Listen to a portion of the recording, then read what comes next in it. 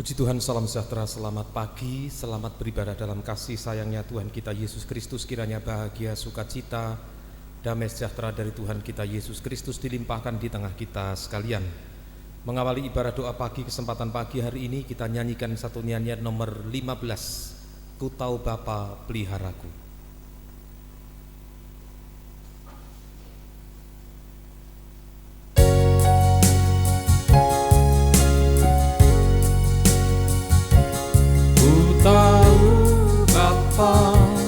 Peliharaku,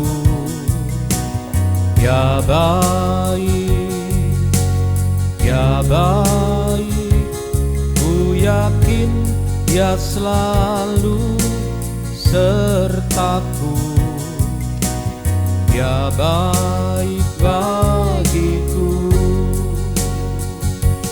Lewat badai cobaan, semuanya mendatangkan kebaikan. Ku tahu Bapa peliharaku, ya baik bagiku. Ku tahu Bapa peliharaku. Ku tahu Bapa peliharaku, ya baik, ya baik. Ku yakin Dia selalu sertaku, ya baik bagiku. Lewat badai cobaan, semuanya mendatangkan kebaikan. Ku tahu Bapa peliharaku, ya baik bagiku. Sekali lagi dari atas, ku tahu Bapa. Ku tahu Bapa peliharaku, ya baik, ya baik. Ku yakin Dia selalu sertaku, ya baik bagiku. Lewat badai cobaan, semuanya mendatangkan kebaikan. Ku tahu Bapa peliharaku, ya baik bagiku. Lewat badai cobaan, lewat badai cobaan, semuanya mendatangkan kebaikan. Ku tahu Bapa peliharaku, ya baik bagiku. kor sekali lagi, lewat badai cobaan, Lewat badai cobaan, semuanya mendatangkan kebaikan. Ku tahu Bapa peliharaku, ya baik bagiku.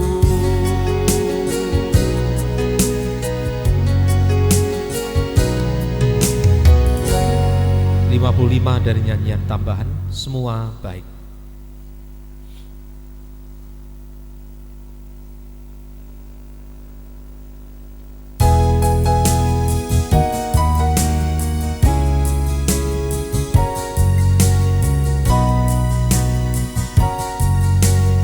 Dari semula telah Kau tetapkan hidupku dalam tangan-Mu, dalam rencana-Mu Tuhan. Rencana indah telah Kau siapkan bagi masa depanku yang penuh harapan. Semua baik, semua baik, apa yang telah kau perbuat di dalam hidupku. Semua baik, sungguh teramat baik, kau jadikan hidupku berarti. Kembali atas. Dari semula telah kau tetapkan hidupku dalam tangan-Mu, dalam rencana-Mu Tuhan. Rencana indah telah kau siapkan bagi masa depanku yang penuh harapan. Semua baik, semua baik, apa yang telah kau perbuat di dalam hidupku. Semua baik, sungguh teramat baik, kau jadikan hidupku berarti. Kor. Semua baik, semua baik, apa yang telah kau perbuat di dalam hidupku. Semua baik, sungguh teramat baik, kau jadikan hidupku berarti. Kor. Semua baik, semua baik, apa yang telah kau perbuat di dalam hidupku. Semua baik, sungguh teramat baik, kau jadikan hidupku berarti.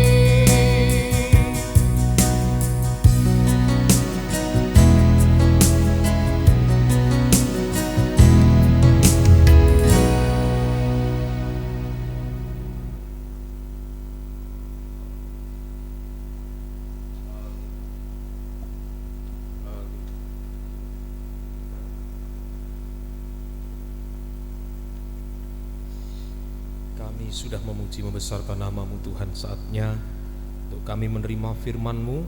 Urapi kami semua dengan urapan-Mu yang suci. Kuasa kegelapan dalam bentuk apapun juga masih tetap berusaha mengganggu saat kami mendengarkan firman-Mu, saat kami menyembah-Mu. Bersatu hati kami mengusirnya. Di dalam nama Yesus pergi, darah Yesus berkuasa. Mohon kemurahan-Mu, mohon urapan-Mu Tuhan. Dalam nama Tuhan Yesus Kristus kami alaskan doa kami. Haleluya, amin. Puji Tuhan, salam sejahtera, selamat pagi. Selamat beribadah dalam kasih sayangnya Tuhan kita Yesus Kristus. Kiranya bahagia, sukacita, damai sejahtera dari Tuhan kita Yesus Kristus dilimpahkan di tengah kita sekalian. Injil Lukas pasal 19 ayat yang ke-47 sampai ayatnya yang ke-48. Injil Lukas pasal 19 ayat yang ke-47-48. Judul perikopnya adalah Yesus menyucikan bait Allah. Tiap-tiap hari ia mengajar di dalam bait Allah.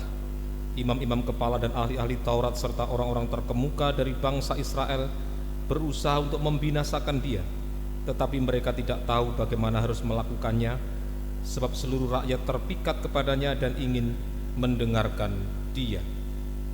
Jadi Yesus menyucikan bait Allah dengan mengajar di bait Allah. Dengan mengajar di bait Allah. Jadi mengajar ada dua macam pemberitaan firman. Yang pertama Yesus memberitakan Injil. Yang kedua yaitu dalam bentuk pengajaran. Yesus mengajar. Yesus mengajar. Nah, Yesus mengajar ini sama dengan lewat pekerjaan firman pengajaran yang lebih tajam dari pedang bermata dua. Firman pengajaran ini juga sanggup menyucikan sampai kedalaman hati. Ibrani 4 ayat 12 sampai ayat yang ke-13. Ibrani pasalnya yang keempat ayat 12 ayatnya yang ke-13. Sebab firman Allah hidup dan kuat dan lebih tajam dari pedang bermata dua manapun. Ia menusuk amat dalam sampai memisahkan jiwa dan roh, sendi-sendi dan sumsum. Ia sanggup membedakan pertimbangan dan pikiran hati kita. Dan tidak ada suatu makhluk pun yang tersembunyi di hadapannya, sebab segala sesuatu telanjang dan terbuka di depan mata Dia, yang kepadanya kita harus memberikan pertanggungan jawab. Jadi sampai ayat yang ke-13 itulah pekerjaan firman pengajaran yang lebih tajam dari pedang bermata dua, yang menyucikan sampai kedalaman hati, sampai pada kedalaman hati. Sampai kedalaman hati. Nah, apa yang disucikan di kedalaman hati ini? Yang disucikan sampai kedalaman hati itulah mulai dari Lukas pasal 19, itulah pedagang. Nah, dalam petik pedagang, bukan pedagang. Dalam gereja Tuhan ada profesi sebagai pedagang, bukan itu. Tapi di sini adalah pedagang. Jadi yang disucikan sampai kedalaman hati ini mulai dari keinginan akan uang.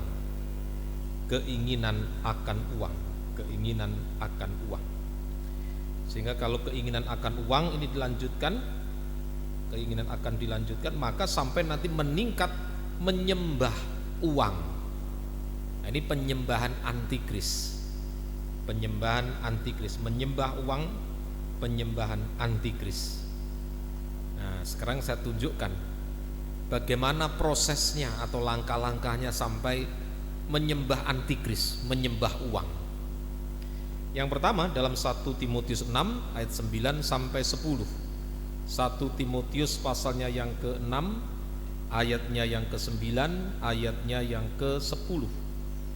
Tetapi mereka yang ingin kaya terjatuh ke dalam pencobaan, ke dalam jerat dan ke dalam berbagai-bagai nafsu yang hampa dan yang mencelakakan, yang menenggelamkan manusia ke dalam keruntuhan dan kebinasaan. Karena akar segala kejahatan ialah cinta uang. Sebab oleh memburu uanglah beberapa orang telah menyimpang dari iman dan menyiksa dirinya dengan berbagai-bagai duka. Nah, jadi yang pertama yaitu namanya keinginan akan uang. Proses penyembahan berhala ini mulai hati pikiran ingin akan uang. Sama dengan di situ keinginan untuk kaya, ingin uang atau ingin kaya, ingin. Mulai dari keinginan. Kalau sudah ingin, ya nanti bisa menyimpang dan seterusnya. Nanti proses yang kedua itu. Yang kedua, setelah hati itu adalah keinginan, maka keinginan itu akan dibuahi, dilakukan. Ini yang namanya hawa nafsu dalam hati pikiran. Proses menyembah uang antikris yaitu hawa nafsu. Ini keinginan akan uang yang sudah tidak terkontrol kembali. Artinya bukan berarti wah ini dibatasi ini. Bukan masalah dibatasi apa, tapi di sini jelas oleh memburu uanglah beberapa orang telah menyimpang dari iman dan menyiksa dirinya dengan berbagai-bagai duka. Sampai menyimpang dari iman, sampai menghalalkan segala cara. Nah, ini proses yang kedua, penyembahan antikris. Mulai dari ingin dulu, kemudian dari ingin dilakukan, mencari betul-betul dilakukan sampai tidak terkontrol, sampai menghalalkan segala cara. Baru yang berikutnya cinta akan uang.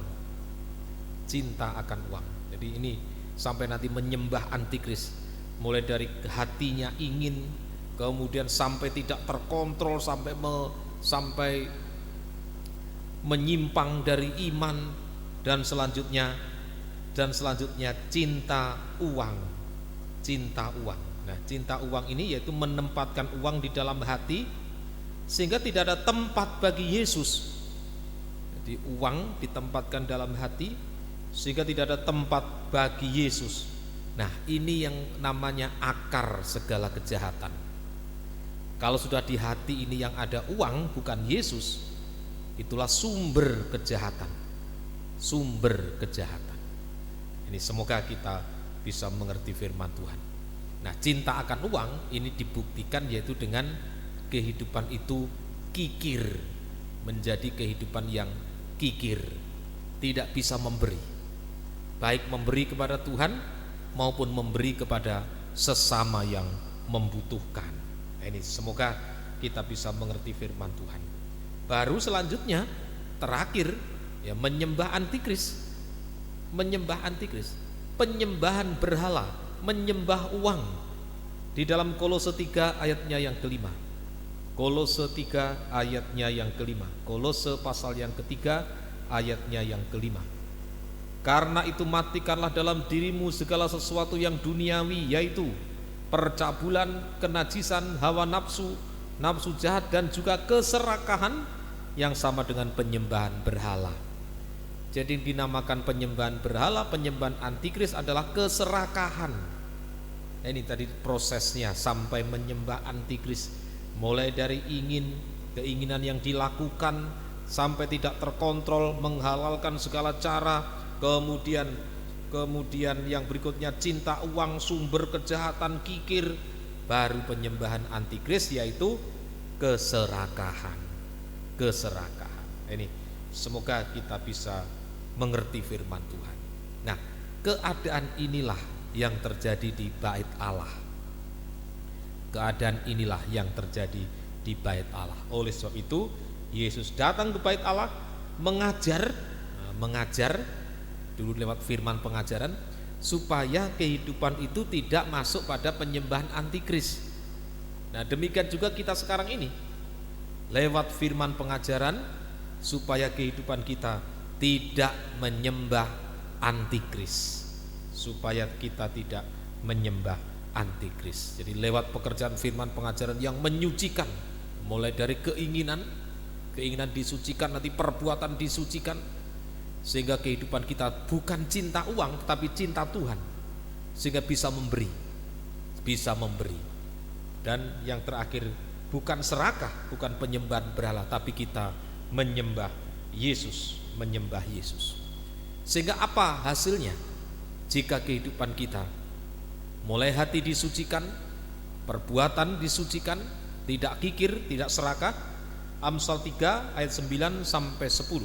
Amsal pasal 3 ayat 9 sampai ayatnya yang ke-10. Amsal pasal yang ketiga ayat 9 ayat 10. Muliakanlah Tuhan dengan hartamu dan dengan hasil pertama dari segala penghasilanmu, maka lumbung-lumbungmu akan diisi penuh sampai melimpah-limpah, dan bejana pemerahanmu akan meluap dengan air buah anggurnya.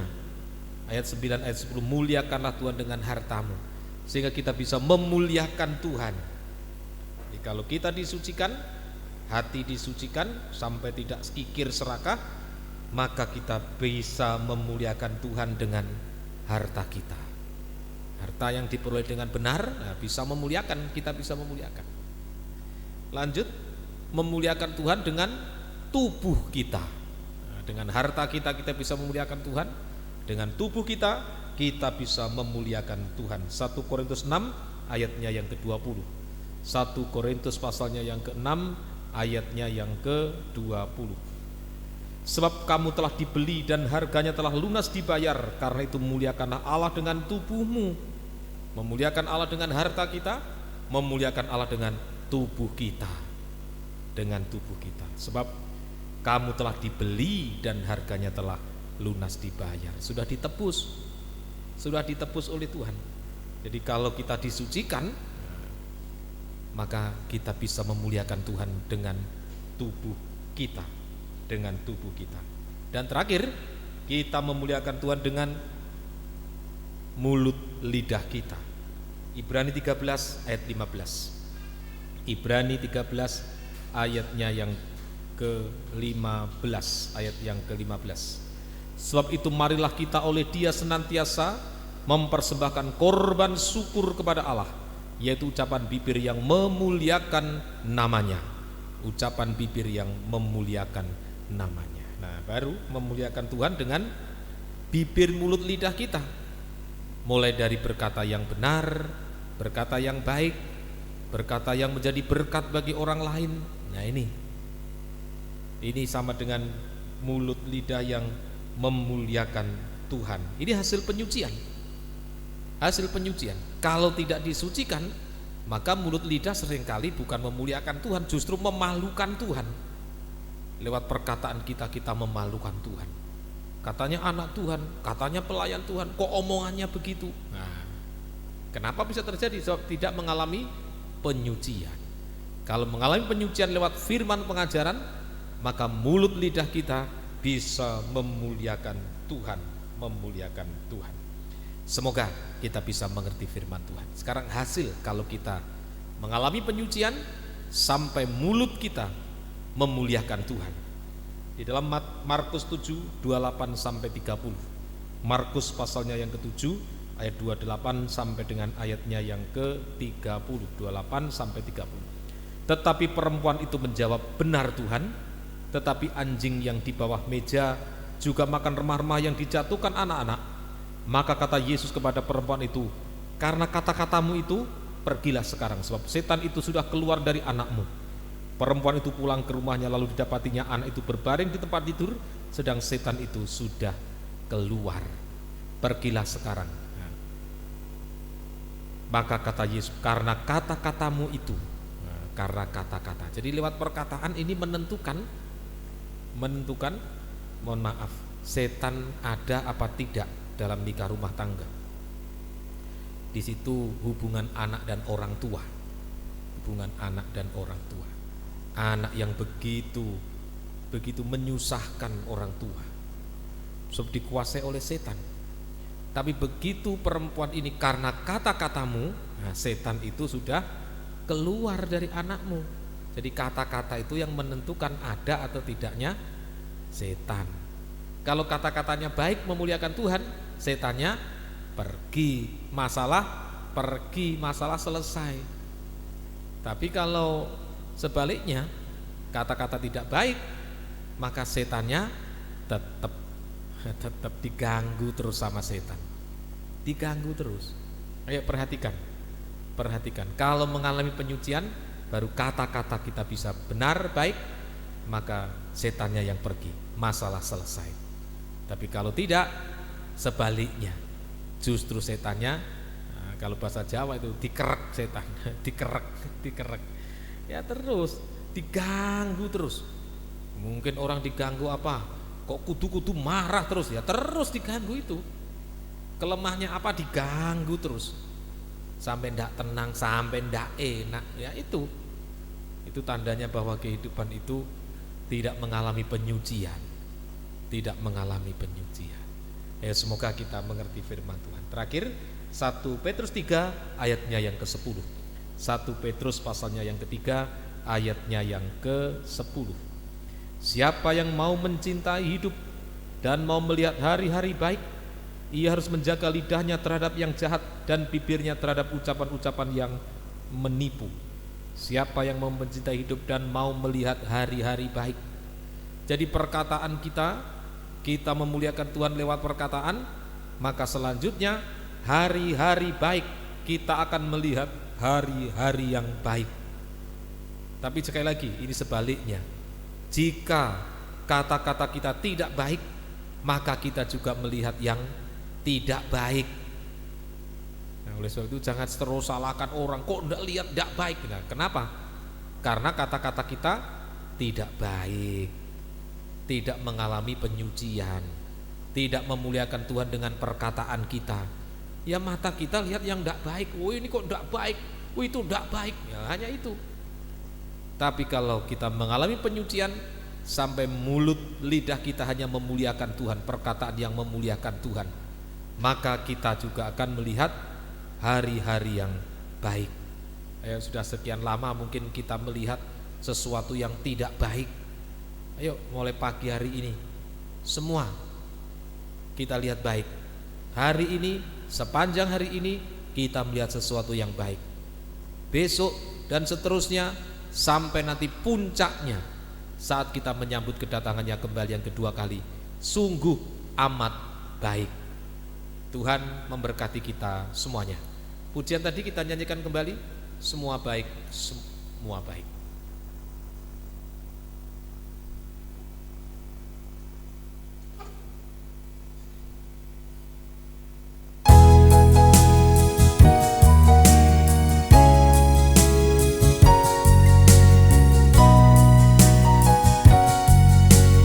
Dari semula telah Kau tetapkan hidupku dalam tangan-Mu, dalam rencana-Mu Tuhan. Rencana indah telah Kau siapkan bagi masa depanku yang penuh harapan.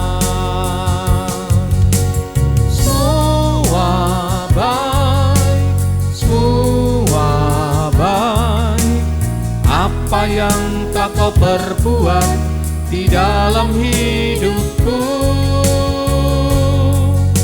semua baik, sungguh teramat baik. Kau jadikan hidupku berarti. Dengan sambil kita berlutut.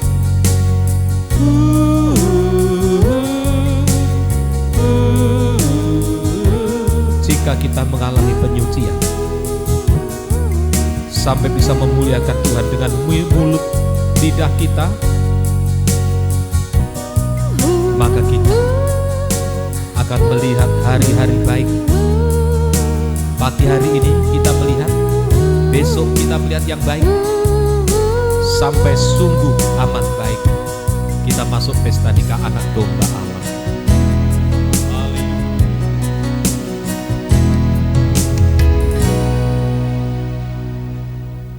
Haleluya Yesus, haleluya, haleluya, haleluya, haleluya, haleluya.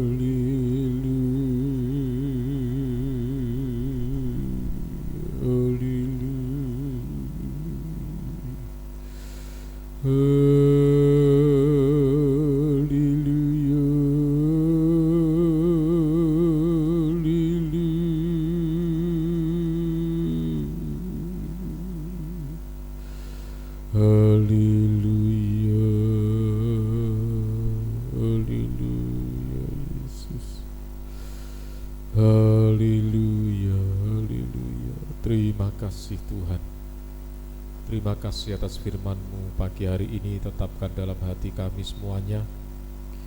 Kami melihat hari-hari baik sepanjang hari ini Tuhan.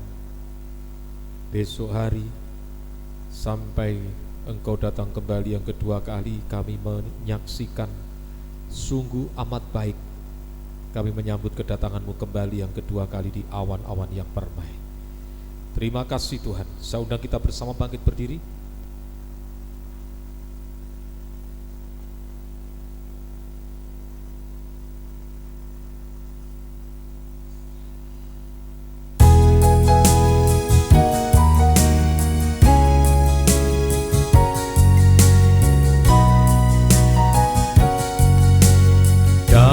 Semula telah Kau tetapkan hidupku dalam tangan-Mu, dalam rencana-Mu Tuhan. Rencana indah telah Kau siapkan bagi masa depanku yang penuh harapan.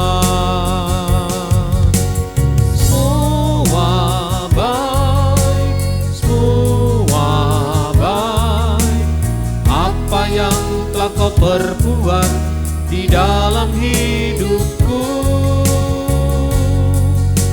semua baik, sungguh teramat baik. Kau jadikan hidupku berarti dengan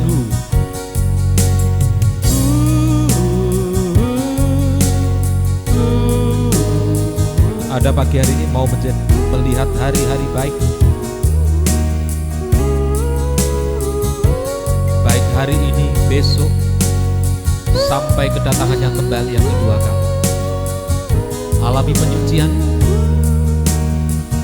sampai perkataan baik. Angkat 12 tangan kita ke atas. Kita sembah Tuhan. Haleluya. Haleluya. Haleluya. Haleluya. Haleluya. Engkau lihat tangan-tangan yang diulurkan ini Tuhan. Tolong kami semuanya, hamba-Mu bersama dengan seluruh sidang jemaat-Mu Tuhan. Semua melihat hari-hari baik, sampai kami bisa menyambut kedatangan-Mu kembali yang kedua kali. Tolong hamba-Mu, tolong seluruh sidang jemaat-Mu, Tuhan tolong keluarga kami semuanya. Turunkan tangan.